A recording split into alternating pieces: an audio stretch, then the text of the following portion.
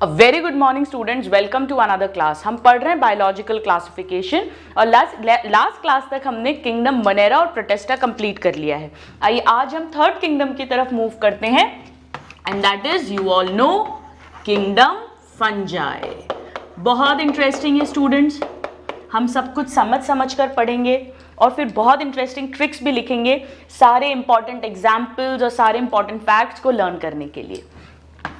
अब हम जानते हैं कि फंजाई के लिए माइको वर्ड यूज करते हैं और इस किंगडम को हम और क्या कह सकते हैं, माइकोटा। जैसे एल्गी के लिए फाइसी वर्ड यूज करते हैं, ऐसे ही फंगस के लिए माइको वर्ड यूज करते हैं, एनिमल्स के लिए जू वर्ड यूज करते हैं, प्लांट्स के लिए फाइटो वर्ड यूज करते हैं। एनीवेज, पहले आइए हम कुछ बिल्कुल बेसिक फैक्ट्स लिख लेते हैं। जैसे स्टडी ऑफ फंजाई को क्या कहते हैं, ये स्टूडेंट्स डायरेक्ट क्वेश्चंस हैं। स्टडी ऑफ फंजाई, अब ये तो रटने की जरूरत ही नहीं है। अगर इसके लिए माइको वर्ड यूज करते हैं तो माइको और माइको की स्टडी मतलब लॉजी, यानी बन गया टर्म माइकोलॉजी। डायरेक्ट क्वेश्चन है। नाउ फादर या फाउंडर ऑफ माइकोलॉजी कौन है, सबसे पहले किन्होंने ढेर सारा काम किया था इस पर। So let's write, direct questions हैं ये सारे। फादर ऑफ माइकोलॉजी आपको डायरेक्ट याद करना पड़ेगा स्टूडेंट्स, मिशेली। सो मिशेली, एम से ही नाम है, थोड़ा सा ऐसे याद कर सकते हो। Now father of modern mycology. Modern mycology, बहुत सारे मॉडर्न कॉन्सेप्ट्स दिए इन्होंने माइकोलॉजी के, और वो एम से स्टार्ट नहीं है, वो है डी बेरी। नाम याद करना पड़ेगा। सो डी बेरी। और इंडिया में जिन्होंने फंगस की स्टडी पर बहुत काम किया, यानी कि father of Indian mycology. Indian mycology, direct question आता है स्टूडेंट्स, और वो है बटलर। नाम बटलर है पर वो बटलर नहीं थे, he is a great scientist. So Butler, right. अब फंगस का जो ग्रुप है, जो किंगडम है, आप मुझे बताइए यूनिसेल्युलर है या मल्टीसेल्युलर। हमें पता है यूनिसेल्युलर तो मोनेरा और प्रोटिस्टा में आ गए, यानी मल्टीसेल्युलर होंगे। हालांकि इसमें एक्सेप्शन होता है, यीस्ट, हम लिखेंगे। दूसरा, जो ये बताइए यूकैरियोट है या प्रोकैरियोट है। हमें पता है प्रोकैरियोट सिर्फ मोनेरा में है, इवन प्रोटिस्टा में भी सिंगल सेल्ड यूकैरियोट्स थे, तो नेचुरली ये भी कैसे होंगे, यूकैरियोटिक। मुझे ये बताइए ये फोटोसिंथेटिक है या नहीं, ऑटोट्रॉफिक है या नहीं। हमने अच्छे से पढ़ा है कि मोनेरा और प्रोटिस्टा, इसमें ऑटोट्रॉफिक, हेट्रोट्रॉफिक सभी तरह के ऑर्गेनिजम्स हैं। प्लांट्स ऑटोट्रॉफिक, एनिमल्स हेट्रोट्रॉफिक, और फंगस भी होता है हेट्रोट्रॉफिक। तो आइए अब मैं यहां पर एक बहुत इंपॉर्टेंट पॉइंट लिखने वाली हूं, that it is a unique kingdom. Unique kingdom of कैसे कैसे ऑर्गेनिजम्स हैं इसमें, मल्टी सेल्यूलर, हालांकि एक्सेप्शन है यीस्ट, बट हम उसे इंक्लूड नहीं करते हैं एक्सेप्शन को। देन यूकैरियोटिक, सभी eukaryotic without any exception. Then multi cellular, eukaryotic, heterotrophic,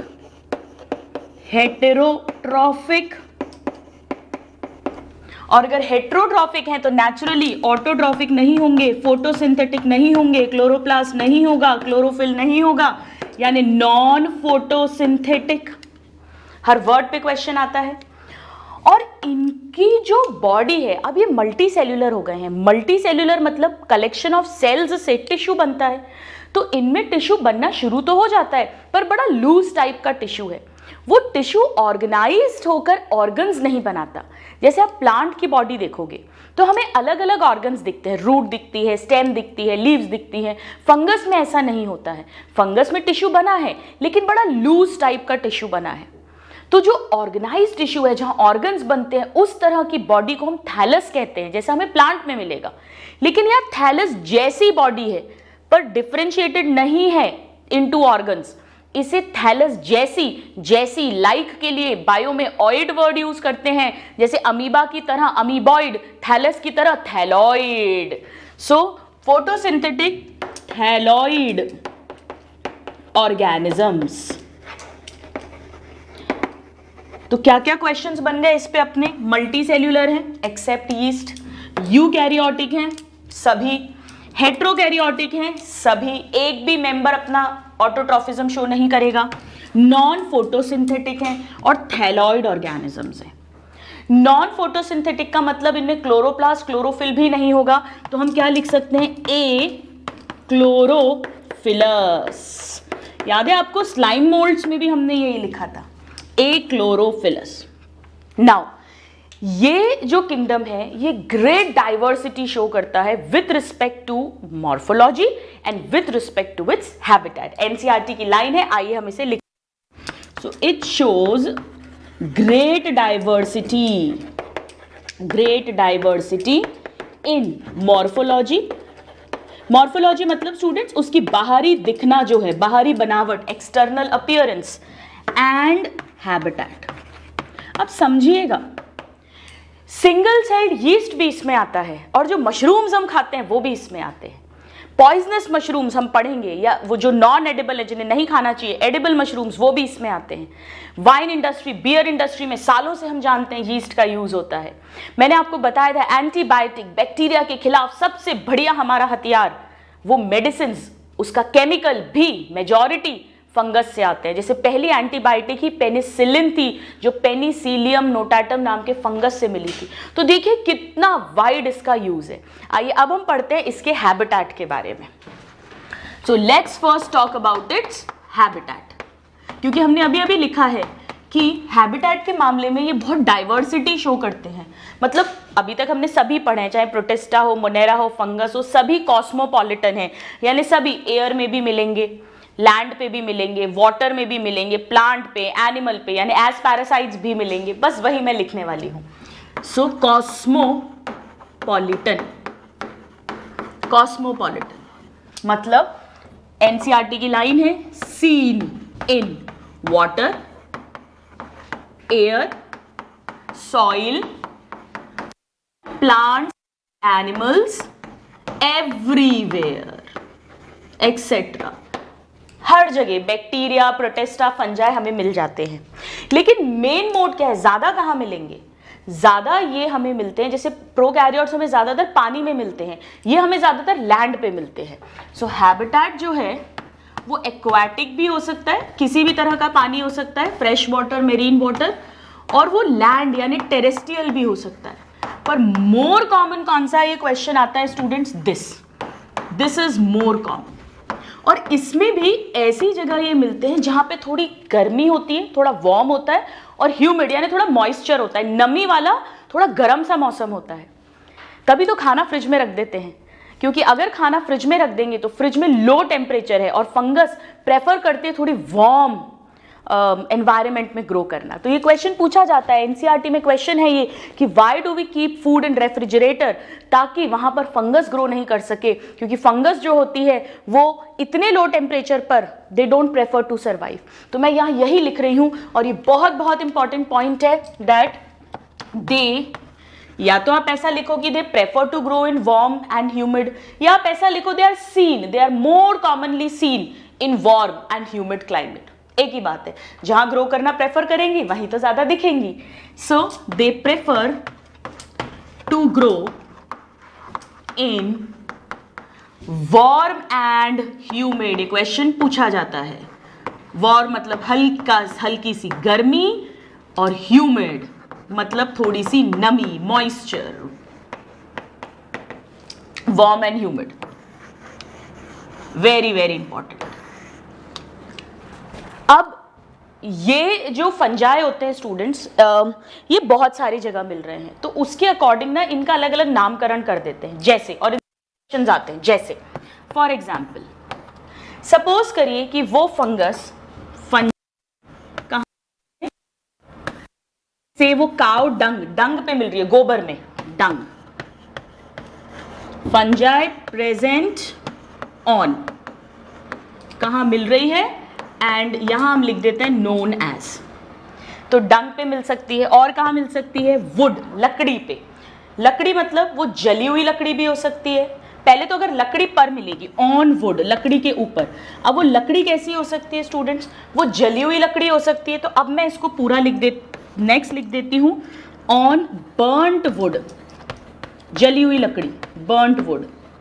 या वो पेड़ की छाल, वो भी तो लकड़ी है एक तरह से, सो ऑन ट्री बार्क मिल सकती है, या इवन हमारे नाखूनों में भी। आपने देखा होगा जब थोड़ा वार्म ह्यूमिड क्लाइमेट होता है, जैसे गर्मियाँ चली जाती हैं और अभी पूरी सर्दी भी नहीं आई है, वो वाला जो मौसम होता है उसमें कई बार हमें खुजली हो जाती है, इचिंग होती है, रैशेज होने लगते हैं, फंगल इन्फेक्शंस बहुत कॉमन होते हैं उस समय पे, जब हल्की हल्की सी नमी रहती है वेदर में और थोड़ी थोड़ी सी गर्माहट रहती है।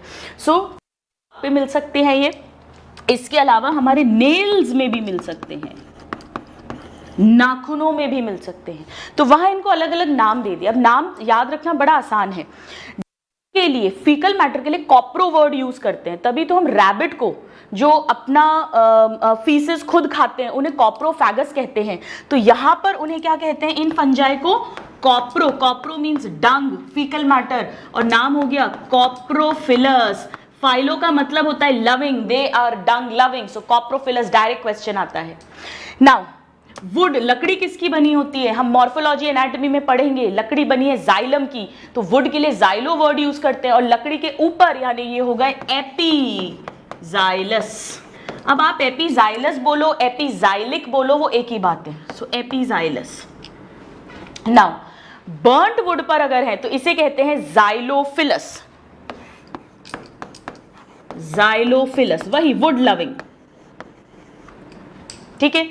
सो यहां पर हमने क्या क्या पढ़ लिया है, यहां हमने देखा हमने डंग देखा। अब बार्क, बार्क को कहते हैं स्टूडेंट्स कॉर्टिकोलस। क्या मतलब है बार्क, इस यहां कॉर्टेक्स है बहुत सारा प्लांट का, तो कॉर्टिकोलस। और जो नेल्स वाले होंगे केरेटिन, उन्हें कहेंगे किरेटिनोफिलस, क्योंकि हमारे नेल्स में जो प्रोटीन है वो केराटिन है, हमारे नेल्स में, हमारे बालों में, तो ये हो जाएगा keratinophilous. Please note this down. So ये बहुत इंपॉर्टेंट है, डायरेक्ट क्वेश्चन आता है स्टूडेंट्स। कॉप्रोफिलस मतलब डंग पे रहने वाली फंगस, देन एपिजाइलस वुड पर, जाइलोफिलस बर्न्ट वुड पर, कॉर्टिकोलस ट्री बार्क पे, और केराटिनोफिलस यानी कि नेल्स में। आइए अब इनका न्यूट्रिशन देखते हैं जो बहुत इंटरेस्टिंग है। So let's talk about nutrition in fungi. हमने हैबिटेट देखा, अब न्यूट्रिशन। हेटरोट्रॉफिक होगा नेचुरली, तो मैं बार बार नहीं लिख रही हूं कि ये नॉन फोटोसिंथेटिक है। हेटरोट्रॉफिक ये नॉन फोटोसिंथेटिक है, इनमें क्लोरोप्लास्ट एब्सेंट है, तो ए क्लोरोफिलस है, वो मैं बार बार नहीं लिख रही हूं। अब हेट्रोट्रॉफी में भी कैसे खाते हैं भाई, एक तरीका तो ये है कि ये किसी प्लांट या एनिमल की बॉडी के ऊपर या अंदर रहें, वहीं रहें, खाए पिए और उन्हीं से अपना न्यूट्रिशन ले, और उनको डिजीज भी कर देते हैं। बहुत सारी फंगल डिजीजेस होती हैं, हम पढ़ेंगे उनके बारे में, यानी एज पैरासाइट्स। तो पहले तरह का हेट्रोट्रॉफिक न्यूट्रिशन जो इनमें मिलता है दैट इज पैरासाइटिक। पैरासाइटिक मैं डिटेल नहीं लिख रही हूं, दे लिव ऑन और inside the body of plants and animals and they obtain nutrition from them. Now second ये है कि ये अगेन किसी होस्ट के बॉडी के अंदर या ऊपर रहें, वहां से न्यूट्रिशन लें और उससे बेनिफिट करें। सुपीरियर क्वालिटी गेस्ट, हमने आपको एनिमल किंगडम में पढ़ाया है, ये पुअर क्वालिटी गेस्ट हैं, घर आते हैं, खाते हैं, पीते हैं, नुकसान करके जाते हैं, डिजीज करके जाते हैं। ये अच्छे वाले गेस्ट हैं। एस से सुपीरियर मतलब सिम्बायोटिक, आते हैं, खाते हैं, पीते हैं और हेल्प करके जाते हैं, सिम्बायोटिक। अब सिम्बायोटिक मतलब ये किस किस के साथ रह सकता है, किससे दोस्ती है इसकी दो से दोस्ती हो सकती है। देखिए पहली दोस्ती लोअर प्लांट्स जैसे कि एल्गी। सो सिम्बायोटिक रिलेशनशिप किसके साथ हो सकती है, विथ, या तो आप लोअर प्लांट्स कहिए या एक्चुअली यहां पर हमारा मतलब क्या है, एल्गी। और अगर फंगस और एल्गी की दोस्ती है, उस एसोसिएशन, उस रिलेशनशिप को हम कहते हैं लाइकन्स। और ये डायरेक्ट क्वेश्चन आता है, और लाइकन्स की बहुत सारी डिटेल्स हम इसी चैप्टर के अपकमिंग लेक्चर्स में पढ़ेंगे। तो ध्यान रखना, एल्गी के साथ जो इनकी एसोसिएशन है उसे लाइकन्स कहते हैं। लेकिन ये हायर प्लांट्स की जो रूट्स हैं वहां भी रहकर वहां से खाना लेके उन्हें बेनिफिट पहुंचा सकते हैं। वो क्या बेनिफिट होगा हम समझेंगे, कई सारे जिम्नोस्पर्म्स, एंजियोस्पर्म्स यानी हायर प्लांट्स के साथ, और तब इस रिश्ते को कहते हैं माइकोराइजा। माइको वर्ड यूज कर रहे हैं हम फंजाई के लिए, और राइजा का मतलब ही होता है roots. So roots of higher plants, it is called mycorrhiza. Direct question है, लाइकन्स और माइकोराइजा को हम डिटेल में पढ़ेंगे। नाउ थर्ड, जो इनका मेन मोड ऑफ न्यूट्रिशन है, and that is saprophytic.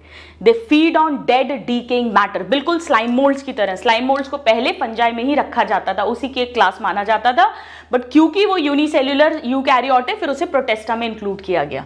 So third and most common saprophytic mode of nutrition, that means feeds on dead, मरा हुआ, सड़ता हुआ organic matter, dead and decaying organic matter. अब वो कोई मरा हुआ प्लांट हो सकता है, कोई पत्ती हो सकती है, उसकी डंडी हो सकती है, कोई एनिमल हो सकता है, उस पर ये फीड करते हैं। अब देखिए सैप्रोफिटिक में क्या होता है, मैंने आपको लास्ट क्लास में भी बताया था, हर बार बताती हूँ, हम भी हेट्रोट्रॉफिक है, हम भी अपना खाना खुद नहीं बनाते एनिमल्स, बट हम कैसे खाते हैं, हम पहले उस चीज को, सपोज पिज्जा है तो हम उसकी बाइट अंदर ले लेंगे, इंजेस्ट कर लेंगे, फिर अंदर बॉडी के अंदर डाइजेस्टिव एंजाइम से उसको डाइजेस्ट करेंगे और उससे एनर्जी लेंगे। ये क्या करेंगे, उस पिज़्ज़ा को खाएंगे नहीं, उस पर अपने एंजाइम्स डालेंगे, उसको बाहर आउटसाइड द बॉडी डाइजेस्ट करेंगे और फिर उसको सक कर लेंगे। इसे सैप्रोफिटिक कहते हैं। यानी सैप्रोफिटिक का एक और मतलब हो गया एब्जॉर्प्टिव न्यूट्रिशन, एब्जॉर्ब कर रहे हैं, absorptive nutrition, very very important. और एनिमल्स के को होलोजोइक या इंजेस्टिव न्यूट्रिशन भी कहते हैं। अब क्योंकि ये डेड डीकेइंग मैटर को डीकंपोज कर रहे हैं, इसीलिए ये क्या है, they act as decomposers along with bacteria. Students, अगर बैक्टीरिया और फंजाई को हटा दिया जाए तो ये पृथ्वी एक कचरा घर, एक डस्टबिन बन जाएगा, क्योंकि जो भी चीजें, एनिमल, प्लांट्स, जो भी कुछ मरेगा वो कभी डीकंपोज होगा ही नहीं और ये कचरा घर हो जाएगा। ये तो बैक्टीरिया से भी इंपॉर्टेंट है। लकड़ी, जो हार्ड लकड़ी होती है, हार्ड वुड, उसमें जो लिग्निन होता है, एक तरह का कार्बोहाइड्रेट, वो सिर्फ फंजाई डीकंपोज कर सकते हैं, बैक्टीरिया भी नहीं। उनमें फंजाई चाहिए, वही उसे कंप्लीटली डीकंपोज करते हैं। तो अगर मान लीजिए इन फंगस को, बैक्टीरिया को अर्थ से हटा दे, it will all become a big dustbin. So anyways, they act as decomposers along with bacteria. Now, एक बड़ा इंटरेस्टिंग पॉइंट है, फंगस जो होते हैं वो जनरली एसिडिक मीडियम में ग्रो करते हैं, एसिडोफिलिक होते हैं, जबकि बैक्टीरिया अल्कलाइन वाले मीडियम में डीकंपोजर्स की तरह काम करते हैं, अल्किलोफिलिक होते हैं। चलो कोई नहीं, सो ये हो गया हमारा न्यूट्रिशन। अब आइए हम समझते हैं इनमें इनका बॉडी स्ट्रक्चर कैसा है, आखिर कैसे हैं ये दिखने में। एक पॉइंट तो हमने लिखा ही था कि ये थैलॉइड ऑर्गेनिजम्स हैं, यानी इनमें वेल डिफरेंशिएटेड ऑर्गन्स नहीं बनते हैं। So now we will talk about body structure of fungi. मैं बार बार नहीं लिख रही हूँ, फंजाई पढ़ रहे हैं, आपको पता है। अब कैसे होती है इनकी बॉडी समझिएगा। या तो यूनिसेल्युलर होगी, जो एक्सेप्शनल केस है यीस्ट में, या मल्टी सेल्युलर। मोस्टली कैसी होगी, मल्टी सेल्युलर। तो मैं यहां लिख देती हूं यूनिसेल्युलर, रटा होना चाहिए यीस्ट, सैक्रोमाइसिस सेरिविसी इसका फंगल नेम है, और दूसरे मोस्टली जो होते हैं, मेजॉरिटी यही है, दैट इज मल्टी सेल्युलर। बहुत सारे सेल्स की बॉडी बनी हुई है। अच्छा, यहां एक चीज लिख देते हैं, ये सैप्रोफिटिक मेन मोड है, ये पूछा जाता है सबसे ज्यादा। मेन हैबिटेट है, सैप्रोफिटिक मेन मोड है न्यूट्रिशन का। नाउ कैसे होती है मल्टी सेल्युलर, समझिएगा। सपोज करिए ये एक फंगस का स्पोर है, ठीक है, इससे फंगस बनेगा नया। तो इसमें से पहले क्या होता है, एक थ्रेड जैसा, धागे जैसा, लंबा सा ट्यूब जैसा स्ट्रक्चर निकलता है। मैं आपको निकाल के दिखाती हूं, ऐसा। वो ब्रांच भी हो सकता है, अनब्रांच भी हो सकता है, लाइक दिस। ये जो स्ट्रक्चर निकला है स्टूडेंट्स, इसे हाइफा कहेंगे सिंगल, और हाइफी कहेंगे प्लूरल। ये एक हाइफा है। ये इसमें बिना सेप्टम का भी हो सकता है, सेप्टम का भी हो सकता है। ये एक्चुअली बहुत सारे सेल्स का बना है। अगर सेप्टम आ गया लाइक दिस सेल्स के बीच में, तो ये इस तरह से ये न्यूक्लियस बना दिए हमने। और अगर सेप्टम नहीं होता तो कैसा बनता ये, देखो, फिर ये ऐसा होता, ये बनाया। अब सेप्टम तो है नहीं, लेकिन सेल्स तो है, तो ये न्यूक्लियस, ऐसा दिखता जैसे मल्टी न्यूक्लिएटेड है, जबकि हैं अलग अलग सेल्स।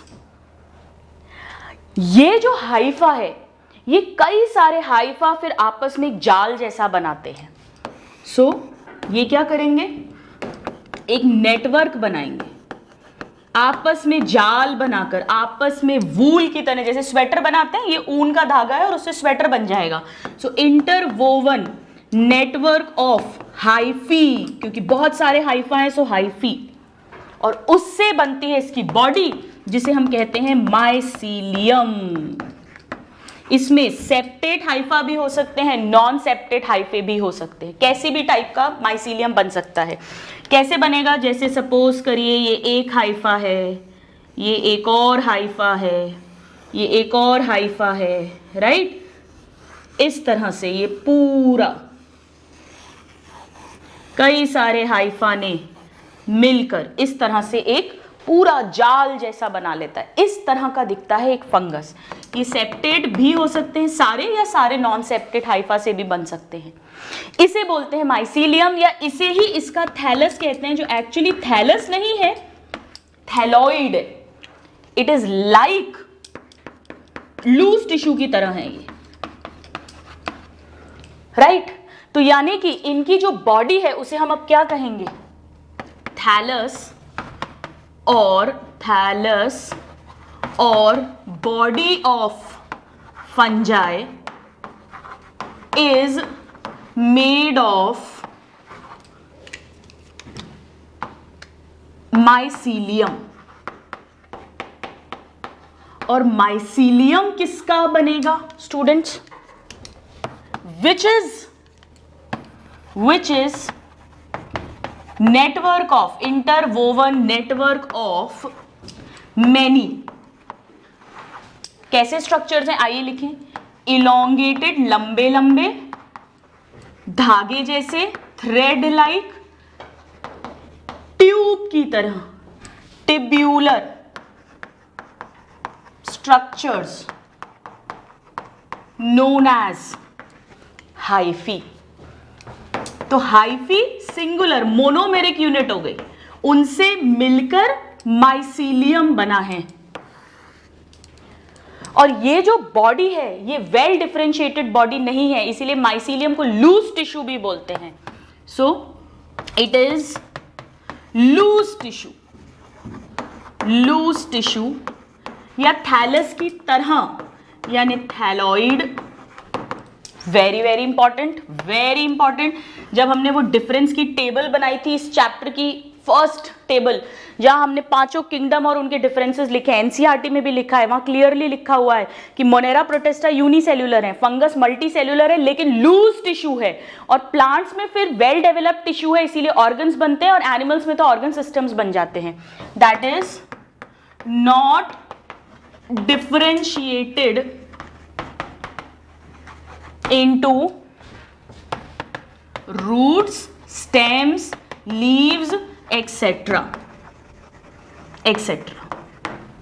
तो हमें क्या क्या वर्ड याद रखने हैं, ये एक स्पोर है, इससे बना है, तो हमें क्या क्या याद रखना है। हाइफा क्या होता है, वो धागे नुमा स्ट्रक्चर, सेप्टा हो सकते हैं नहीं हो सकते, ब्रांचिंग हो सकती है नहीं हो सकती है। उनके नेटवर्क से बना माइसीलियम, तो उसमें भी सेप्टा हो सकते हैं नहीं हो सकते। वही माइसीलियम इसकी बॉडी है जो थैलॉइड है, कॉमन भाषा में उसको थैलस ऑफ फंजाई भी बोल देते हैं। Please note this.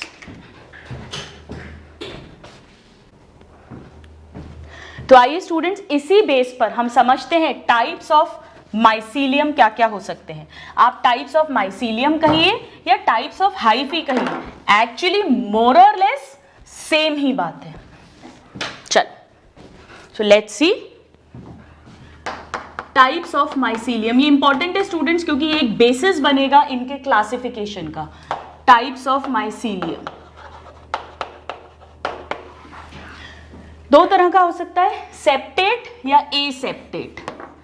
एसेप्टेट का फोटो बना के दिखाती हूँ। ऑफ कोर्स ब्रांच्ड या अनब्रांच्ड, जनरली एसेप्टेट वाले अनब्रांच्ड होते हैं, मैं बना के दिखाती हूँ।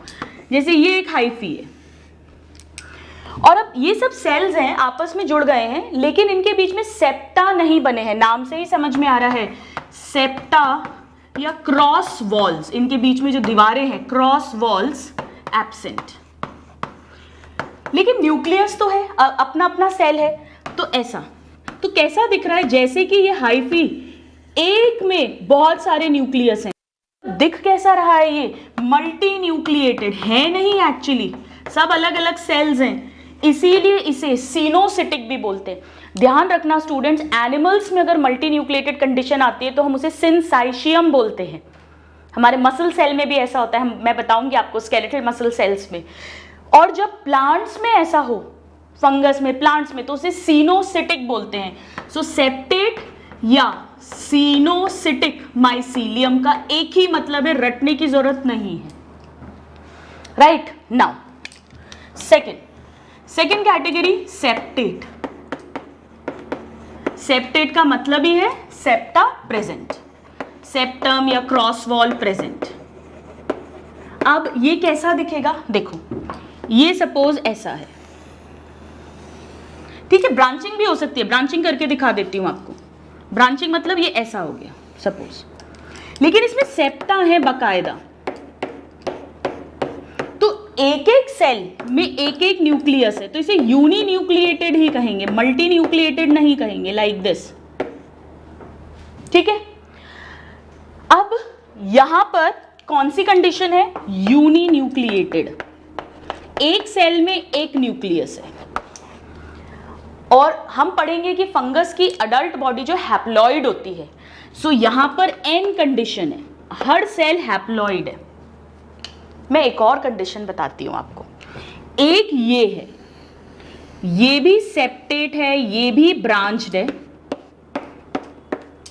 ठीक है, इसी कैटेगरी में है, लेकिन यहां पे 2 न्यूक्लियस है, बाय न्यूक्लिएटेड है। ये क्या चक्कर है? ये कैसे हुआ? हम पढ़ेंगे स्टूडेंट्स, जैसे आपको लास्ट क्लास में स्लाइम मोल्ड्स में भी पढ़ाया था, पहले रिप्रोडक्शन होता है, पहले प्लाज्मा साइटोप्लाज्म फ्यूज हो जाता है, न्यूक्लियस फ्यूज नहीं हुआ, तो दो सेल हैं, दोनों का साइटोप्लाज्म फ्यूज हो गया, वो एक सेल बन गया, बट न्यूक्लियस अभी भी दो हैं, और फिर न्यूक्लियस भी फ्यूज होकर एक न्यूक्लियस बनाता है, डिप्लॉइड। तो यहां पर क्या हो रहा है? ये बाय न्यूक्लिएटेड कंडीशन है, या दो कैरियन है। न्यूक्लियस के लिए कैरियन वर्ड यूज करते हैं, तो ये क्या है? डाइकैरियोटिक कंडीशन है। कैसे लिखोगे इसे? एक सेल के अंदर N+N है, जैसा हमने सेल्यूलर स्लाइम मोल्ड्स में लास्ट क्लास में पढ़ा था, वो भी डाइकैरियोटिक कंडीशन बनती थी उसमें। सेक्सुअल रिप्रोडक्शन में एक बार रिवाइज कर सकते हो। ये यूनी न्यूक्लिएटेड या मोनोकैरियोटिक कंडीशन है। मोनोकैरियोटिक, एक सेल में एक ही, शुरू से एक साथ ही साइटोप्लाज्म और न्यूक्लियस फ्यूज कर जाएंगे। इस तरह की जिसमें एक सेल में एक न्यूक्लियस है, उसे कहते हैं स्टूडेंट्स प्राइमरी माइसीलियम। सेप्टेटी है लेकिन प्राइमरी माइसीलियम। और इस तरह के माइसीलियम को कहते हैं, आप समझ ही गए होंगे, एक प्राइमरी है तो दूसरा क्या हो जाएगा? Secondary mycelium. तो सेकेंडरी माइसीलियम क्या है? ये ऐसा इंटरमीडिएट फॉर्म होता है जिसमें डाइकैरियोटिक कंडीशन मिलती है। हम इसकी डिटेल्स और बाद में भी पढ़ेंगे। तो ये जो एसेप्टेड कंडीशन है स्टूडेंट्स, ये जनरली लोअर फंजाई में मिलती है, जैसे फाइकोमाइसिटीज, इसकी लोअर क्लास जो है, और ये हायर क्लासेस में मिलता है। हम पढ़ेंगे इसके बारे में, जैसे एसिडियोमाइसिटीज, बेसिडियोमाइसिटीज, उनमें मिलता है। We will talk about it. So mycelium जो है सेप्टेट और एसेप्टेट हो सकते हैं, और उसमें भी ये ब्रांच्ड या अनब्रांच्ड हो सकते हैं। तो मैं यहाँ लिख देती हूँ, दे कैन बी अनब्रांच्ड और ब्रांच्ड। नाउ ये जो सेप्टा है स्टूडेंट, ये कंप्लीट सेप्टा नहीं होता है। फिर ये कैसा होता है? आइए इसको हम नाउ, यहां पर हमें पढ़ना जरूरी है क्योंकि हमें बेसिक्स आने चाहिए, वरना फिर मजे नहीं आएंगे पढ़ने में। तो टाइप्स ऑफ सेप्टम कैसे हो सकते हैं? इसमें कंप्लीट सेप्टम तो नहीं मिलता है, लेकिन मैं आपको बना के दिखाती हूं कंप्लीट सेप्टम। कंप्लीट सेप्टम का मतलब है कंप्लीट, दो सेल्स के बीच में कोई भी कम्युनिकेशन नहीं है। मतलब एक सेल है, ये इसकी सेल वॉल होगी इस तरह से, कंप्लीट सेप्टम। ये फंजाई में नहीं मिलते हैं, फर्स्ट टाइप। फंगस में क्या मिलता है वो मैं आपको बताती हूँ। सेकंड है सिंपल सेंट्रल सेप्टम। सिंपल है, बीच में होगा सेंट्रल सेप्टम। कैसे होगा? जैसे ये दो सेल हैं, ये सेप्टम है, और इनके बीच में कम्युनिकेशन है स्टूडेंट्स, ताकि सब्सटेंसेस जो है वो इधर से उधर ट्रांसपोर्ट हो सके, राइट। ऑफ कोर्स इसका अपना न्यूक्लियस है, इसका अपना न्यूक्लियस है। This is simple central. और एक और टाइप का सेप्टम है स्टूडेंट जिसे डोलीपोर कहते हैं, सॉरी डॉली से याद रख लेना, डोलीपोर। ये बड़ा इंपॉर्टेंट है क्योंकि ये फंगस की एक क्लास का कैरेक्टरिस्टिक फीचर है, सिर्फ वहीं मिलता है और कहीं भी नहीं मिलता। और जब ऐसा कोई स्ट्रक्चर हो जो सिर्फ वहीं मिले और कहीं भी नहीं मिले, तो नेचुरली वो बहुत बहुत बहुत इंपॉर्टेंट हो जाता है स्टूडेंट्स। और इसका नाम है डोलीपोर और इस क्लास का नाम होता है बेसिडियोमाइसीटीज। इसमें क्या होता है, आइए हम इसको समझते हैं। इसमें कैसे होगा, जैसे ये दो सेल्स हैं, ये सेप्टा है बीच में, लेकिन ये सेप्टा थोड़ा फूल जाता है इस तरह से, ये देखो ये फूल गया, बैरल शेप, ये फूल गया। और यहां पर एक कैप जैसा स्ट्रक्चर होता है, पार्थिनोसोम बोलते हैं, इसे कहते हैं dolipore septum. So this is known as parthenosome, ये जो कैप लाइक स्ट्रक्चर है इसमें। और ये सेप्टा कैसा है, with barrel shaped central swelling, बीच में सेंट्रल स्वेलिंग है बीच की तरफ। और ये very very important characteristic feature of, बाकी सब में सिंपल सेंट्रल मिलते हैं, characteristic feature of basidiomycetes class, हम इसके बारे में पढ़ेंगे। Basidiomycetes class, very very important, ये क्वेश्चन कई बार नीट में आ चुका है। सो हम कैसे याद रख सकते हैं स्टूडेंट्स, हम याद रख सकते हैं बैड, बेसिडियोमाइसीटीज में डोलीपोर सेप्टम है। So just note this down. Students यहाँ पर एक बात ध्यान रखिएगा आप कि मैंने इधर पे ये गलती से, ये मुझे कभी स्पेलिंग याद नहीं होती, अभी भी मैं इसको एक पेपर पे लिख के लाई थी और मैंने देखा था, इसे पार्थिनोसोम नहीं बोलते हैं। I always get confuse, but आपको कंफ्यूज नहीं होना क्योंकि आपका नीट देना बचा है, मैं दे चुकी हूँ। इसे पैरेंथोसोम बोलते हैं। कुछ चीज़ें होती है लाइफ में जो कभी याद नहीं होती हैं। So this is parenthosome, please correct, it is not parthenosome, it is parenthosome. But इस पे क्वेश्चन नहीं आता, क्वेश्चन ये आता है कि डोलीपोर सेप्टम किस क्लास का कैरेक्टरिस्टिक चीफ फीचर है, बेसिडियोमाइसीटीज। हालांकि जब हम सभी क्लासेस को भी पढ़ेंगे एक बार समराइज्ड वे में इस चैप्टर के अंदर जो है आपके एनसीईआरटी में, तब मैं वहां पर भी इस पॉइंट को दोबारा लिखवाऊंगी। तो हमने देखा कि फंगस मतलब एक जाल जैसा, नेटवर्क जैसा होगा, माइसीलियम होगा और सेप्टेट हो सकता है, ए सेप्टेट हो सकता है। लोअर फंजाई में, लोअर क्लास फाइकोमाइसीटीज में पढ़ाऊंगी आपको, ए सेप्टेट है, बाकी सभी सेप्टेट होती हैं, जितने भी हायर फंजाई हैं वो सेप्टेट होते हैं। अब देखते हैं कि इस एक एक सेल का आखिर स्ट्रक्चर क्या है। तो अभी हमने पूरी बॉडी का स्ट्रक्चर पढ़ा, जो मल्टी सेल्यूलर बॉडी है वो कैसी दिखती है। अब हम सेल के बारे में पढ़ेंगे। सो सेल्यूलर स्ट्रक्चर ऑफ फंजाई, हम सभी ऑर्गेनेल्स नहीं पढ़ेंगे, जो डिस्टिंक्टिव फीचर्स हैं उसको पढ़ेंगे। हम जानते हैं कि फंगस है तो नेचुरली मल्टी सेल्यूलर है, यूकैरियोटिक है। यूकैरियोटिक मतलब इसमें ट्रू न्यूक्लियस मिलेगा, सेल वॉल होती है, प्लाज्मा मेम्ब्रेन होता है, सभी सेल ऑर्गेनेल्स होंगे, ईआर, गोल्जी बॉडी, क्लोरोप्लास्ट नहीं होगा। आइए देखते हैं क्या क्या है। सो सबसे पहले ये बाहर, ये तो हो गई सेल वॉल, सेल वॉल। अब सेल वॉल इसकी बड़ी खास है। क्यों खास है सेल वॉल? क्योंकि प्लांट्स की सेल वॉल सेल्यूलोज की बनी हुई है। स्लाइम मोल्ड्स में भी वेजिटेटिव फेज में सेल वॉल एब्सेंट होती है, पर रिप्रोडक्टिव फेज में स्पोर्स में सेल्यूलोजिक सेल वॉल मिलती है, प्लांट लाइक कैरेक्टर। एल्गी में भी सेल्यूलोज की बनी है, बैक्टीरिया में पेप्टाइडोग्लाइकन्स की बनी थी, और यहां बनी है काइटिन की। So very very very important point, it is made of chitin. और क्योंकि प्लांट्स में सेल्यूलोज की बनती है और वही काम फंगस में काइटिन कर रहा है, इसीलिए इसे फंगस का सेल्यूलोज यानी फंगल सेल्यूलोज भी कहते हैं। डायरेक्ट क्वेश्चन आता है कि फंगल सेल्यूलोज किसे कहते हैं? काइटिन को कहते हैं। प्लस कुछ पॉलीसेक्राइड्स भी होते हैं, और पॉलीसेक्राइड्स, काइटिन भी एक पॉलीसेक्राइड है, बट कुछ और कार्बोहाइड्रेट्स भी होते हैं। नाउ काइटिन क्या है मैं बायोमोलिक्यूल्स में पढ़ाऊंगी। एन एसिटाइल ग्लूकोसामीन, मतलब एक तरह से ग्लूकोज का ही पॉलीमर है, लेकिन उस ग्लूकोज में एक अमीनो ग्रुप जुड़ जाता है। कहाँ, वो अपन पढ़ेंगे। So what it is polymer of, बहुत सारी यूनिट्स जुड़ती हैं, polymer of N acetyl glucose नहीं, ग्लूकोज अमीन, ग्लूकोसामीन, और इसे शॉर्ट में NAG लिखते हैं। सो NAG की मल्टीपल यूनिट्स मिलके सेल्यूलोज बनाती हैं, डिटेल्स हम पढ़ेंगे।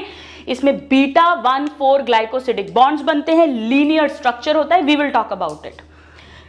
यहां पर एक इंटरेस्टिंग बात आपको बताती हूँ, सबसे लोअर फंजाई जो है जिसमें सेप्टा नहीं होते हैं, जिसे फाइकोमाइसिटीज बोलते हैं। पता है उसको फाइकोमाइसिटीज क्यों बोलते हैं? फाइको मतलब एल्गी, उसकी सेल वॉल एल्गी की तरह है, सेल्यूलोज की बनी हुई है, तभी उसे फाइकोमाइसिटीज कहते हैं। तो वही एक पॉइंट मैं यहां पर नोट करके लिख देती हूं, दैट इन फाइकोमाइसिटीज क्लास बाकी जितने भी हायर फंजाई हैं उन सब में काइटिन की ही है। अगर आपसे क्वेश्चन आए फंगस में किसकी सेल वॉल बनी है, आपको काइटिन ही आंसर लगाना है, सेल्यूलोज नहीं लगाना है।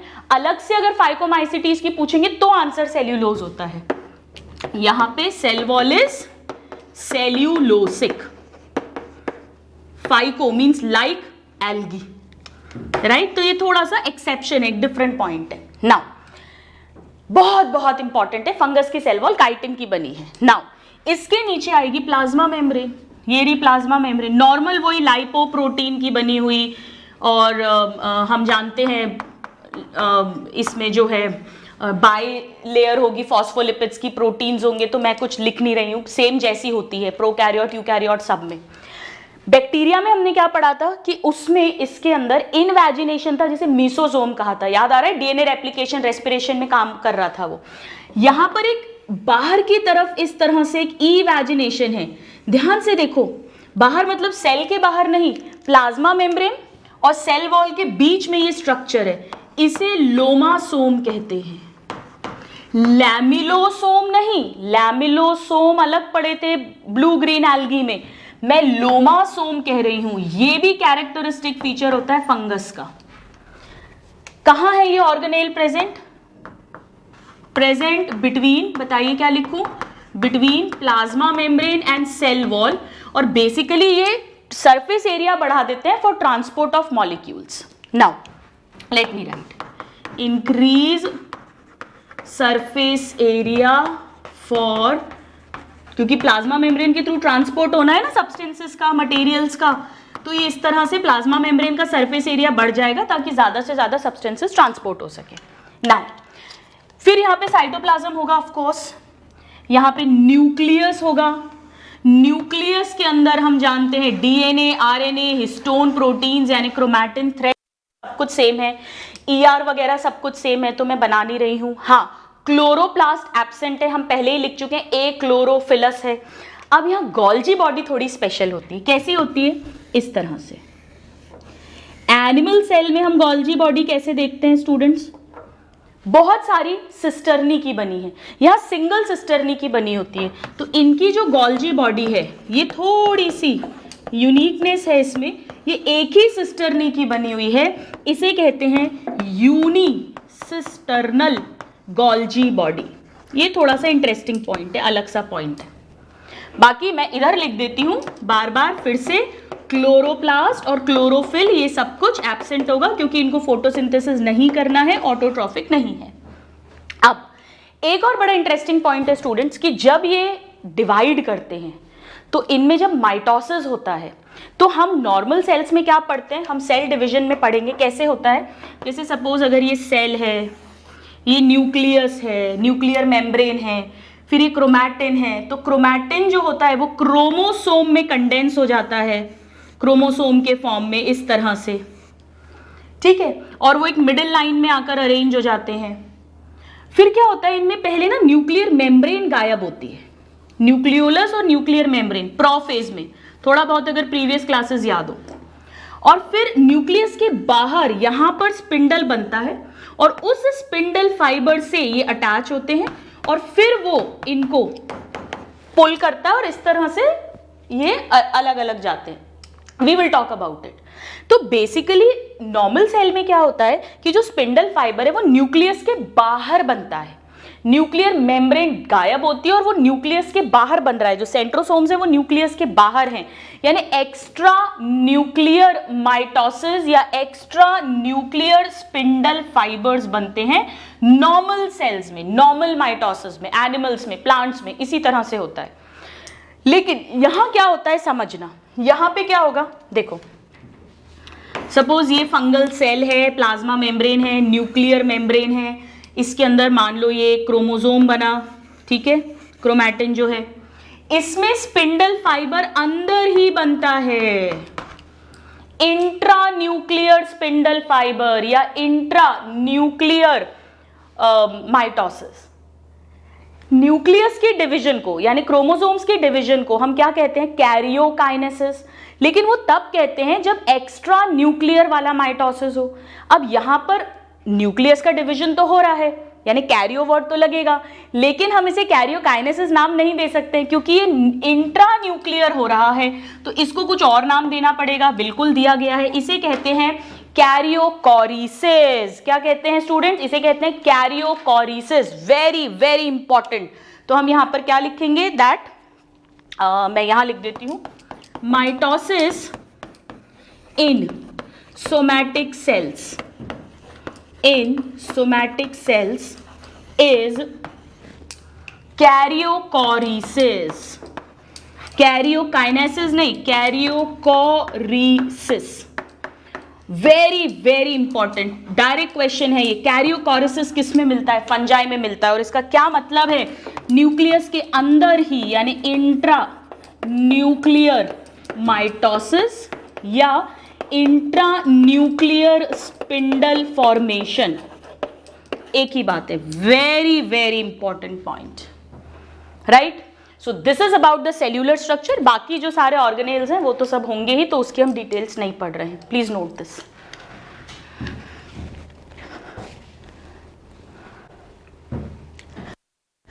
तो हमने फंजाई के जनरल कैरेक्टर्स पढ़े, हमने फंजाई का हैबिटेट देखा, उसका न्यूट्रिशन देखा, उसका बॉडी स्ट्रक्चर देखा, उसका सेल्यूलर स्ट्रक्चर देखा। आइए अब हम पढ़ते हैं types of fungi. Now types of fungi में बहुत तरीके हैं फंगस को क्लासिफाई करने के। पहला तरीका तो ये है स्टूडेंट्स कि जब रिप्रोडक्शन होगा, हमें पता है, हाँ मैं एक पॉइंट तो लिखना ही भूल गई, सबसे जरूरी, फंगस के जब जनरल कैरेक्टर्स लिखे थे ना, जहां पर अपन ने यूकैरियोटिक, मल्टीसेल्यूलर, हेटेरोट्रॉफिक, थैलॉइड, वहां जरूर लिख लेना spore forming. So fungus are spore forming, very very important, spore forming, we will talk about it. तो अब इंपॉर्टेंट बात यह है कि जब ये स्पोर्स बना रहे हैं, तो रिप्रोडक्शन जब हो रहा है, तो पूरी की पूरी फंगस की जो बॉडी है, जैसे यीस्ट है, यूनिसेल्यूलर है, वो अपनी लाइफ साइकिल भी उसी सेल के अंदर होती है और पूरा का पूरा सेल रिप्रोडक्टिव स्ट्रक्चर में कन्वर्ट होता है। इसे हम क्या कहेंगे, मैंने आपको लास्ट क्लास में ही समझाया था, इसे हम कहते हैं जहां पूरी की पूरी बॉडी से रिप्रोडक्टिव स्ट्रक्चर बन रहा है, यानी होलोकार्पिक।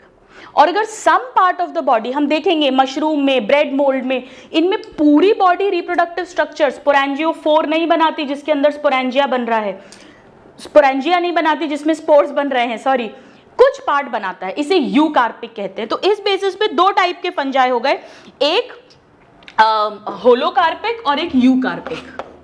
सो टाइप्स ऑफ फंजाई, ये टर्म्स मैं इसलिए बता रही हूं क्योंकि फिर आगे जब हम पढ़ेंगे तो आपके लिए बहुत इजी हो जाएगा।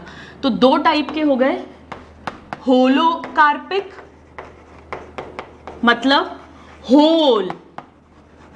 Whole body is used in forming reproductive stage, in forming reproductive stage, पूरी की पूरी वेजिटेटिव बॉडी यूज हुई है, जैसे कि एग्जाम्पल यीस्ट। और अगर कुछ हिस्सा यूज हुआ है बाकी नहीं, कुछ हिस्सा, जैसे हमारे में भी तो यही होता है ना, हमारे में हमारी पूरी बॉडी थोड़ी ना कोई रिप्रोडक्टिव स्टेज में कन्वर्ट होती है, केवल वो जो स्पर्मेटोगोनिया, ऊगोनिया, वही तो गैमीट्स बनाते हैं, बाकी तो बॉडी ऐसी की ऐसी रहती है, तो उसे कहेंगे यूकार्पिक। जब हमने स्लाइम मोल्ड्स पढ़े थे, ए सेल्यूलर, सेल्यूलर, सभी स्लाइम मोल्ड्स कैसे थे? होलोकार्पिक। यहां पर only a part of body is utilized और used in formation of reproductive stage. ज्यादातर ऐसे ही होते हैं। सो मैं यहां लिख देती हूं most of fungi.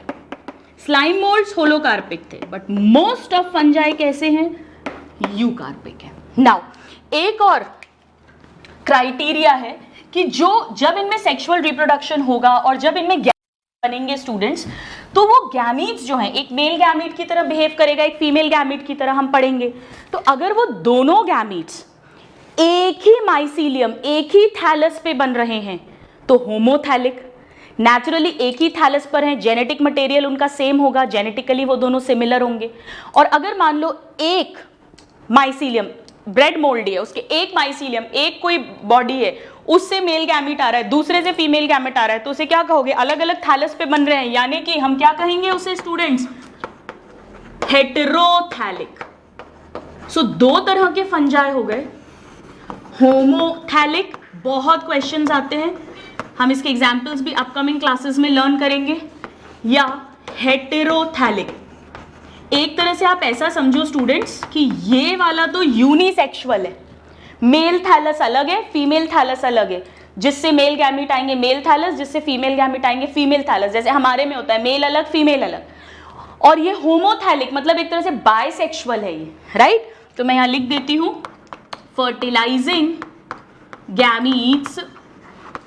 fertilizing gametes are formed on, क्या लिखूं बताइए? सेम या डिफरेंट? होमो का मतलब ये सेम थैलस पे।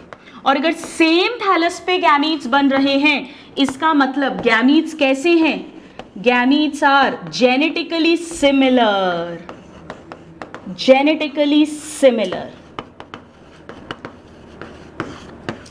यहां पर अलग अलग थैलस पर आएंगे, तो मैं यहां लिखती हूं, फटाफट से लिख देते हैं, टाइम वेस्ट नहीं करना ज्यादा।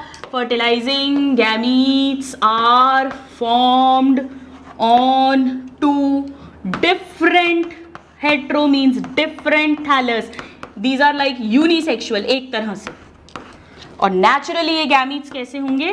Gametes are genetically different. लिख देती हूँ, आप कंफ्यूज नहीं हो जाएं बाद में कहीं, अभी तो आप जेनेटिकली डिफरेंट। मुझे सोचकर बताइए मोर कॉमन कौन सा होना चाहिए, ज्यादा एडवांस्ड कौन सा फीचर है? Naturally heterothallic, this is more common. Most of fungi, ये तो बहुत कम फंजाई हैं जो होमोथैलिक हैं, जैसे एल्ब्यूगो कैंडिडा, ये एक ऐसा फंजाई है जो होमोथैलिक है, वरना ज्यादातर हेट्रोथैलिक होते हैं, राइट? हम इसका एग्जाम्पल यहीं लिख देते हैं, एल्ब्यूगो लोअर फंजाई है ये, we'll talk about it. Now the third classification. So generally only a part changes into reproductive structure, यानी यूकार्पिक होते हैं ज्यादातर और हेट्रोथैलिक होते हैं ज्यादातर। अब हम बात करते हैं स्टूडेंट्स इनके एक और क्लासिफिकेशन की, मैं इसे यहां पे रब कर देती हूं, और वो मेन क्लासिफिकेशन है, उसके बहुत सारे बेसिस हैं, किस तरह के स्पोर्स बन रहे हैं, किस तरह की उनकी मॉर्फोलॉजी है, सेप्टेट हैं, ए सेप्टेट हैं, ये एक बहुत बहुत बहुत बड़ा उसका क्राइटेरिया है। So now types of fungi, दो में डिवाइड करती हूं मैं। पहला ए सेप्टेट, और अगर ए सेप्टेट हैं तो नेचुरली बताइए मुझे, यूनिन्यूक्लिएटेड या मल्टी न्यूक्लिएटेड? मल्टी न्यूक्लिएटेड यानी सीनोसिटिक फंजाई।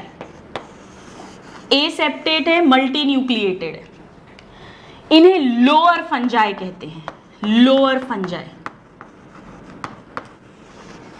इसके अंदर एक ही क्लास आती है एंड दैट इज लोअर वाली एल्गी जैसी फाइकोमाइसीटीज। हालांकि हम फाइकोमाइसीटीज को फिर डिवाइड करते हैं जूमाइसीटीज और ऊमाइसीटीज और जाइगोमाइसीटीज में। जाइगोमाइसिटीज। अभी मैं आपको एक ट्रिक लर्न करा दूंगी, सब कुछ याद हो जाएगा। सो जाइगोमाइसिटीज एंड oomaisites, ये दोनों फाइकोमाइसिटीज की ही सब क्लासेस हैं, राइट? ये क्लास है।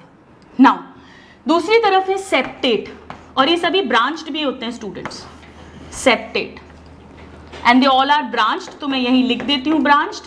और फाइकोमाइसिटीज वाले अनब्रांच्ड होते हैं, हम बाद में लिखेंगे, चलो छोड़िए।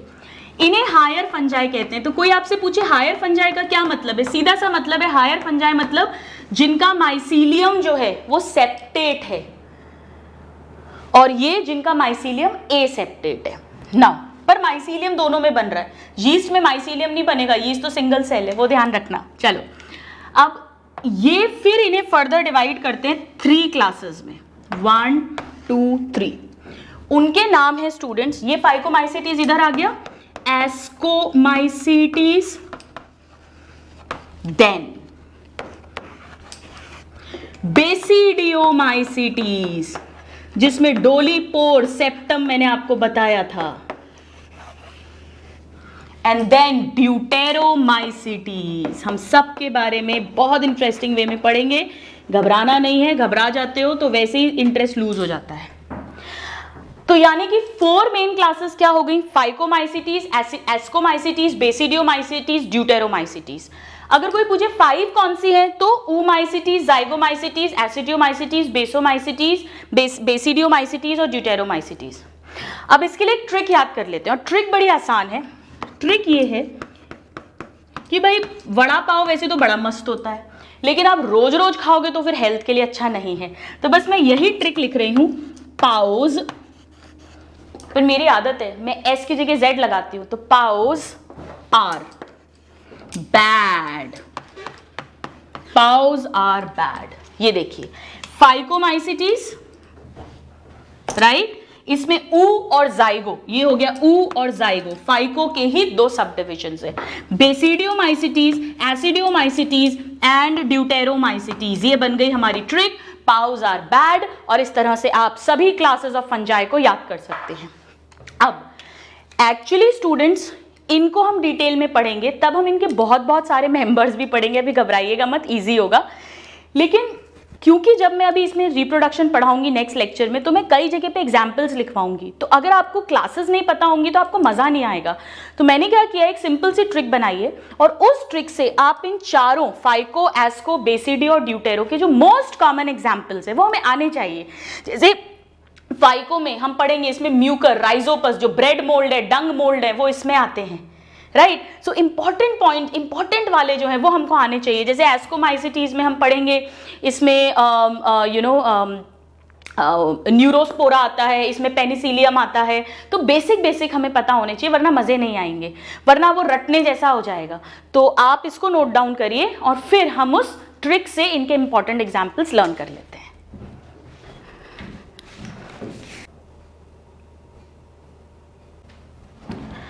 तो आइए स्टूडेंट्स, हम एकदम कॉमन एग्जाम्पल्स लिख लेते हैं जो हमें याद होने ही होने चाहिए, जिन पे क्वेश्चंस पूछे जाते हैं, एनसीईआरटी के एग्जाम्पल्स हैं। और इसके लिए मैंने एक सिंपल सी ट्रिक बनाई है। सबसे पहले हमने ना सीरियल ऑर्डर में सभी जो इसके क्लासेस हैं उन्हें लिख ली हैं। तो फाइकोमाइसिटीज अब मैंने यहाँ ऊ और जाइगो में डिवाइड नहीं किया है, उतना डिटेल हमें नहीं पढ़ना रहेगा, जो कैरेक्टर्स पढ़ने होंगे वो हम पढ़ेंगे। और बैड तो मैंने आपको याद करने के लिए नाम करवाया था, बट वैसे एस्कोमाइसिटीज, फिर बेसिडियोमाइसिटीज, फिर ड्यूटेरोमाइसिटीज, इसी सीरियल ऑर्डर में एनसीईआरटी में दिया है, तो हम वैसे ही याद करेंगे। तो फाइको, एस्को, बेसिडी और ड्यूटेरो, इसके लिए मैंने PABD इनका फर्स्ट अल्फाबेट लिख दिया है। अब एक बड़ा सिंपल सा सेंटेंस कि नेहा के घर पर एक पार्टी है और वहां बहुत सारे खरगोश आने वाले हैं, और वहां पर उस पार्टी में उल्लू भी है और बिल्ली भी है। उल्लू, बिल्ली और खरगोश की ये पार्टी है, बड़ी इंटरेस्टिंग पार्टी है, और यही हमारी ट्रिक है। हमारी ट्रिक है many rabbits are coming at Neha's party, party has उल्लू एंड कैट। आइए हम इसको डिकोड करते हैं। सो फाइकोमाइसिटीज का पहला मेंबर है Mucor, very very important, Mucor, जिसको डंग मोल्ड भी बोलते हैं, डंग पे बड़ा कॉमनली रहता है ये। देन आर से आएगा स्टूडेंट्स राइजोपस, यही है जो हमारी ब्रेड को खूब खराब करता है, इसे ब्रेड मोल्ड कहते हैं students. Bread mould, black mould, आपने देखा होगा कभी कभी फंगस लग जाती है ब्रेड पे। और ए से है स्टूडेंट्स एल्ब्यूगो।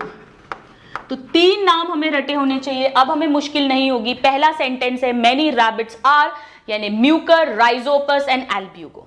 नाउ अब हम स्टार्ट करते हैं सेकंड मतलब कमिंग। कमिंग से है स्टूडेंट्स क्लैविसेप्स। क्या है? क्लैविसेप्स। सो सी से है क्लैविसेप्स। मैं ऐसे कर देती हूं ताकि आपको कंफ्यूजन नहीं हो, ठीक है। नाउ क्लैविसेप्स हम पढ़ेंगे। क्लैविसेप्स परप्यूरा से एक बड़ा इंपॉर्टेंट केमिकल मिलता है, we will talk about it. इससे स्टूडेंट्स एक ड्रग भी मिलती है जिसे हम LSD आप सबने नाम सुना होगा, लव सेक्स धोखा पिक्चर का नहीं, LSD जो बहुत खतरनाक हेल्यूसिनेशंस कॉज करने वाली ड्रग है, जैसे कि कोकेन है, जैसे कि हीरोइन है, वैसे ही एक होती है LSD, वो इसी क्लैविसेप्स परप्यूरा नाम के फंगस से मिलती है, हम पढ़ेंगे। नाउ ए से है एस्परजिलस। बहुत इंपॉर्टेंट है, हम सब के बारे में बात करेंगे। फिर एन से है स्टूडेंट्स न्यूरोस्पोरा। पी से हमारी पेनिसिलिन, जिससे मिली है, यानी पेनिसिलियम, जिससे पहली एंटीबायोटिक मिली थी, पेनिसिलियम नोटाटम नाम की स्पीशीज थी इसकी। और वाई से है unicellular fungus, that is yeast. So claviceps, aspergillus, neurospora, penicillium and yeast. Now ये सब एस्कोमाइसिटीज है। सेकेंड सेंटेंस है एस्कोमाइसिटीज के। अब हम आते हैं यहां पर, इसमें आएगा पुसीनिया। ये थोड़ा सा डिफरेंट नाम है, आपने अभी तक सुना नहीं है, बट आप जल्दी ही सुनोगे इसको क्योंकि इस क्लास में मैं इसकी बहुत सारी बात करूंगी। सो पुसीनिया, देन उस्टिलैगो। यहां पर 2 ए हैं स्टूडेंट्स, राइट। ए हमारा कहां पर आया था? यहां पर। ये एस्परजिलस है, एस्परजिलस एस्कोमाइसिटीज में है, पर ये हमारा प्यारा मशरूम है, यानी एगैरिकस। This is mushroom एगैरिकस। बहुत सारे खाने में एडिबल मशरूम है, पर कई सारे मशरूम है जो पॉइजनस है। हम लिखेंगे दुनिया का सबसे खतरनाक मशरूम कौन है, उसके बारे में भी हम लिखेंगे। तो ध्यान रखना, एगैरिकस मशरूम खाते हैं, थोड़ा बढ़िया हमको पता है इसके बारे में, ये थोड़ी हायर क्लास में है। तो ये बेसिडियोमाइसिटीज में हो गया, और एस्परजिलस थोड़ा पहले है, और एल्ब्यूगो का तो नाम ही नहीं सुना है, वो सबसे पहली वाली क्लास में, सबसे लोअर में। ये लोअर फंजाई हैं, फाइकोमाइसिटीज जो हैं। So Mucor, Rhizopus, Albugo, Claviceps, Aspergillus, Neurospora, Penicillium, yeast, Puccinia, Ustilago and Agaricus. Now ये थोड़े से अलग से नाम हैं, हालांकि धीरे धीरे इस चैप्टर में आप सुन लोगे। पहले का नाम है Colletotrichum, we will talk about it, right. Trichium नहीं होगा, ट्राइकम, कॉलिटोट्राइकम। अब यहां पर भी एक ए आ गया, और इस ए का नाम है ऑल्टरनेरिया। This is Alternaria. ये नाम तो आपको पता होने चाहिए इतने स्टूडेंट्स कम से कम। और अब हमारा एक टी बचता है। टी बड़ा इंपॉर्टेंट है स्टूडेंट्स। ह्यूमंस में हमारे में जो रिंग वर्म इन्फेक्शन हो जाता है, दांत खाज खुजली जिसको बोलते हैं, नेल्स के बीच में, बालों में, कई बार दाढ़ी वगैरह में, वार्म ह्यूमिड क्लाइमेट में, उसका एक मेन कारण होता है ट्राइकोडर्मा। ये मैं आपको human health and disease 12th class में अपन पढ़ेंगे, ट्राइकोडर्मा। इसके कारण उस तरह के फंगल डिजीजेस होती हैं। सो एक सिंपल से sentence, many rabbits are coming at Neha's party, party has उल्लू एंड कैट, इससे हम सभी इंपॉर्टेंट एग्जाम्पल्स को लर्न कर सकते हैं। So you note this down and then we will write down about the types of reproduction in fungus.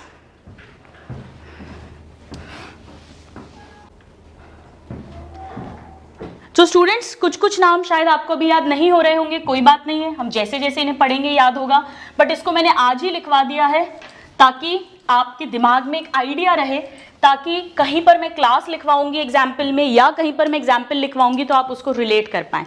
अब आइए हम पढ़ते हैं रिप्रोडक्शन इन फंजाई। हमने न्यूट्रिशन देख लिया, हमने हैबिटेट देख लिया, हमने बॉडी स्ट्रक्चर देख लिया, हमने सेल स्ट्रक्चर देख लिया, हमने क्लासिफिकेशन देख लिया। अब हम बात करते हैं रिप्रोडक्शन की। इसमें 3 तरह से रिप्रोडक्शन हो सकता है। फर्स्ट वेजिटेटिव, सेकंड एसेक्सुअल, और थर्ड सेक्सुअल। एसेक्सुअल और सेक्सुअल में दोनों में स्पोर्स बनेंगे, बट एसेक्सुअल में माइटोसिस से स्पोर्स बनते हैं और यहाँ मियोसिस से स्पोर्स बनते हैं। तो एसेक्सुअल के स्पोर्स को माइटोस्पोर्स भी बोलते हैं। ये हम पढ़ेंगे नेक्स्ट क्लास में अच्छे से। अलग अलग क्लास में अलग अलग तरह के स्पोर्स बनते हैं, we will talk about it.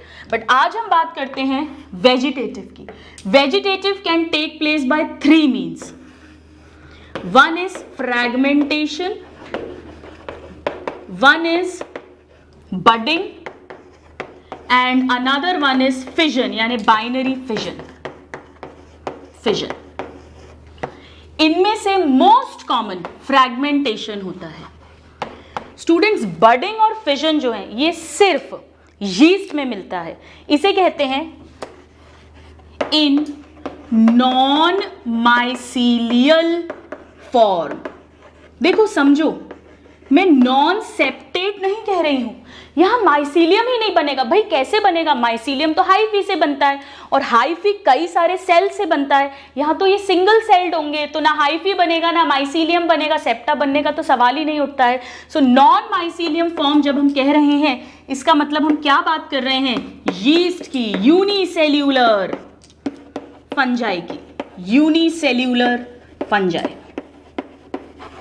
ठीक है, वेरी वेरी इंपॉर्टेंट। बाकी मेन मोड क्या होगा? यही होगा main mode of vegetative reproduction. ये क्वेश्चन आता है, मेन फ्रैगमेंटेशन है।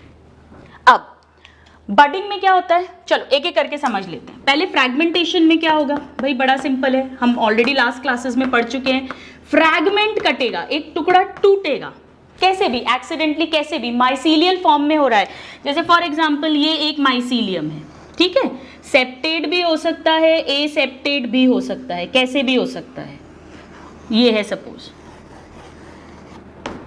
ये सेप्टेट है। अब डिपेंडिंग अपॉन कौन सी क्लास है, बेसिडियोमाइसिटीज होगा तो ये सेप्टा कौन से होंगे, बार बार करवा रही हूँ याद, डोलीपोर होंगे, वरना कैसे होंगे, सिंपल सेंट्रल होंगे, ऐसा। ये न्यूक्लियस भी होगा सब में। कोई एक पीस इसका टूट गया, fragment, accidentally.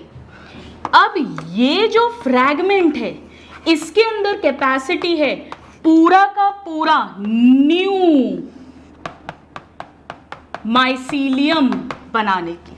So this fragment will grow into new individual या new mycelium.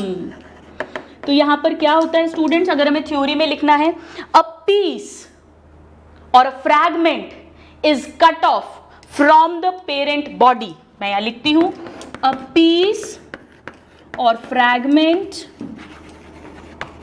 Is cut off from parent body, मतलब parent mycelium, from parent body and forms new individual, यानी न्यू माइसीलियम, न्यू इंडिविजुअल। ये होता है fragmentation. Most common mycelial forms में मिलेगा। हम देख ही रहे हैं माइसीलियम ही ब्रेक हो रहा है। Now let's talk about what happens in fission and budding, जो यीस्ट में मिलती है। बहुत सिंपल है। बडिंग का क्या मतलब है? बड एक छोटा सा स्ट्रक्चर पेरेंट बॉडी से निकलेगा। जैसे सपोज ये यीस्ट है, ये इसका न्यूक्लियस है। इसका न्यूक्लियस, पहले इसमें क्या होगा, एक ऐसा बॉडी पार्ट छोटा सा बड बनेगा, ये बना बड। न्यूक्लियस भी डिवाइड करेगा, ये इसमें भी चला गया, ठीक है। सो ये क्या है, ये पेरेंट बॉडी है और पेरेंट बॉडी से ये क्या स्ट्रक्चर बना, बड। और अब ये बड डिटैच करेगा, डिटैचेस फ्रॉम पेरेंट बॉडी। ये डिटैच करी बड, ये इसका न्यूक्लियस आ गया, ये पेरेंट में रह जाएगा, ये अलग हो जाएगा, ये हिस्सा अलग हो गया। And now this will grow into new individual. अब इसने फिर से यीस्ट बड़ा ये बना दिया, न्यू इंडिविजुअल। सो ये है न्यू इंडिविजुअल पेरेंट से न्यू इंडिविजुअल बन गया, यहां पर एक बड पेरेंट बॉडी से सेपरेट हुई है. सो अ बड और आउटग्रोथ, बड या outgrowth arises from parent body. First step, from parent body. ठीक है, first point. Then bud detaches from parent body and then bud grow into new individual. This is budding present in yeast. Now next, fission.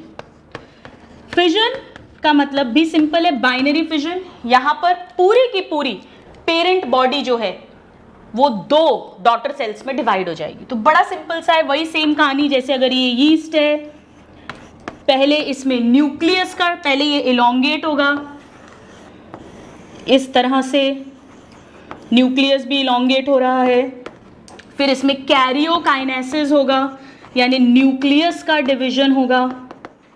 Right, मैं यहाँ लिख देती हूँ, एक second, आपको clear रहेगा. Late me right here, nuclear division. और उसके बाद साइटोप्लाज्म डिवीजन होगा. तो ये सपोज जैसे न्यूक्लियस डिवाइड हो गया और फिर यहाँ पे साइटोप्लाज्मिक डिवीजन होगा. वही सेम कहानी जो आप प्रीवियस क्लासेस में पढ़ते आ रहे हो. और अब इस तरह से ये देखो, यहाँ ये सेप्टा बना, ऐसे करके ये बनना शुरू हुआ और फाइनली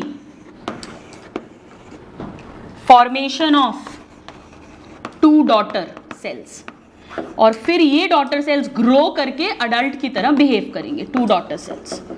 सो वन पेरेंट, ये पेरेंट सेल है, parent divides into 2 daughter cells, nucleus and followed by cytoplasmic division. So ये दोनों नॉन माइसीलियल फॉर्म यानी यीस्ट में मिलेंगे और मोस्ट कॉमनली फ्रैगमेंटेशन मिलेगा. This is about vegetative reproduction.